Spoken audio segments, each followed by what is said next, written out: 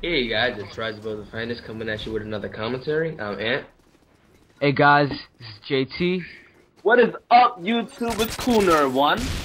And this is my gameplay. I'm using a Scar L with a silencer and extended mags on the map Bakara, in one of my personal favorite maps. And today we will be talking about something known to all gamers across the land as E3. Woo! Thank you, Brett. Alright, E3, as you guys know, is about video games. So today we're going to be talking about our favorite games from E3 and our favorite moments and things like that. Now, I'm going to start it off, JT, with one of my personal favorites at E3, Defiant. And for those of you who don't know what this game is, I highly suggest looking it up. But this game is about shooting aliens, basically. It's basically your cliched alien game as far as the plot goes for the video game. And it's a third-person game, and it's kind of a console third-person MMO that's also available on PC. So the interesting thing about this game is that it's a TV show and a video game at the same time. So they kind of have a separate TV show that will be on your television soon, and they have the video game, which is also coming soon to Xbox, PS3, and PC. The thing that I think is really cool about this game is that first, it's kind of, you know, it's on your TV and it's on your console or your PC. That's cool already. And actually what you do in the video game kind of affects what happened on your television show. So you could do something in the video game and then next week you can, on your DVR or on your television, you can look at it and you'll see that it affected the plot line of the television show. And I just think that's a really cool idea, and that it's kind of making a pathway for more other projects to come on and say, oh, this is really cool, let's try this out, you know, let's implement this in our Halo, let's implement this in our Call of Duty or something like that. So yeah, that's one of the reasons I like it. And another thing I like about it is that it's kind of like, it's an MMO, and it's gonna work like an MMO. It's gonna be like a lot of people on one server, if you will. And I think that's really interesting because not a lot of games have kind of brought that experience to consoles. They have tried and they've done it well, you know, Borderlands, games like that, but they haven't really done the full version of it. They haven't had like all these people on one server at the same time, and I think that it'll be interesting to see that on consoles. So wait, JT, when you were talking about Defiance and how whatever you do in the game actually comes alive or happened in the TV show, right? Yeah. Do they actually use like real actors, or do they use like cartoon actors? They use real actors. It's a live action show. And how it works actually is that they're kind of in separate cities. The people in the TV show, even though it takes place in the same world, the people in the TV show are in separate cities. The people in the video game are in another city. So I think it'll work like this. You know, maybe in the TV show, you'll see like the guy on the TV show, he'll see on the news that, I don't know, if something happened in Los Angeles or something, and like a building exploded, or the monsters came to Los Angeles or something, and what happens is that the gamer was actually the one in Los Angeles and they were taking down the monsters. So little things like that, although maybe little, they're pretty cool if you ask me. That's So cool. are they gonna have to like wait for things to happen in the game to write the script? That's actually a good question, and I don't think so. I think that obviously they probably have a script already written, it's a TV show, but I mean, the game probably is linear, as in, you know, they already know what's gonna happen. It's just a choice of whether the players want to do it or not. So I guess they already have that planned out.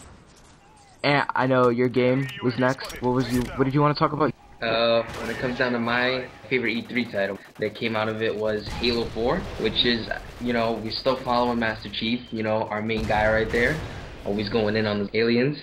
And I mean, new company, new weapons. I mean, I'm pretty sure by this time we've all seen the gameplay trailer, and that looked amazing. I mean, the new weaponry that he has, the way you see, like, through his, as in, what is it called? Through his HUD? Yeah, the heads-up display, how it is. Yeah.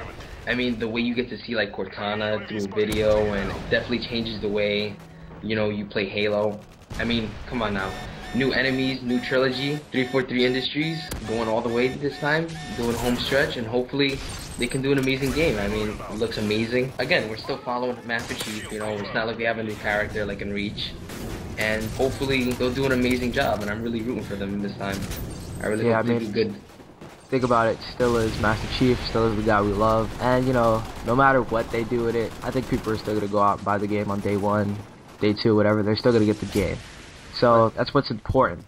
It's not really important about a game's history, it's about what they do with their current games. And speaking about a game company who has history for making games, Cool Nerd, Okay, so today, right now, we are gonna talk about the most beast game at E3.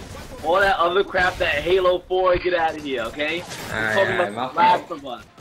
Alright? We're not gonna see him tomorrow. The Last of Us. I'm looking forward to this game so much. It just looks amazing. Graphically, it's the most amazing game at E3. You can't put anything on Naughty Dog. They're bringing it back from Uncharted. They're just gonna hit it home with this zombie game. It won every award at E3. It got Best of E3 from Machinima, GameSpot, G4. Just everybody gave it, like, it's gonna be amazing. Okay?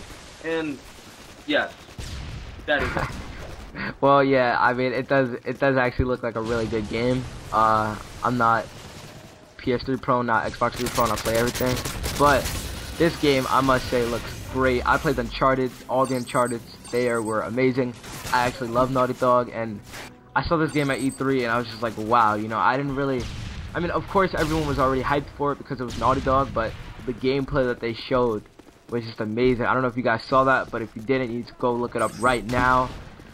One thing I kind of want to talk about is the relationship between the main character. I don't really know his name, sorry. I'm gonna call him Old Drake. No, I'm not gonna call him that. But yeah, his relationship with this girl that he kind of finds, not really his, it's not his daughter, but it's this girl that he finds, and like the way that she plays with you in the game. Yes, she is an AI. No, there's no co-op, anything announced yet, but she kind of has a mind of her own in the sense that if you're shooting at a guy or whatever, and you have no bullets left. I remember this happening in the demo. Run up and like help you out. Yeah, she'll look around. How it works is she's an AI, and she'll scan the environment for anything that can help you. And I remember in the demo, she found the brick, and what she did was she took the brick and she threw it at the guy, and that gave you the chance, the player, to actually run up to the guy and, you know, get him melee. And another thing is the AI in that game are actually really smart. When you're shooting, it's a survival game, and when you're shooting and you run out of bullets, and that click sound that all gamers hate, the AI is going to recognize that sound. It's going to give you a bigger chance to hit it more, because then when they hear that sound, they're going to be like, oh, he's out of bullets, eh? And then they're going to step in, and they're going to try to do something about it. Yeah, I mean, definitely, I think when it comes really down to survival games, it's really, when it comes down to playing by yourself, it's really about your AIs and how good they are. And I'm sorry, guys, but that is all the time we had today. Hopefully, we'll continue this at E3 Part 2. I'm JT. I'm Ant.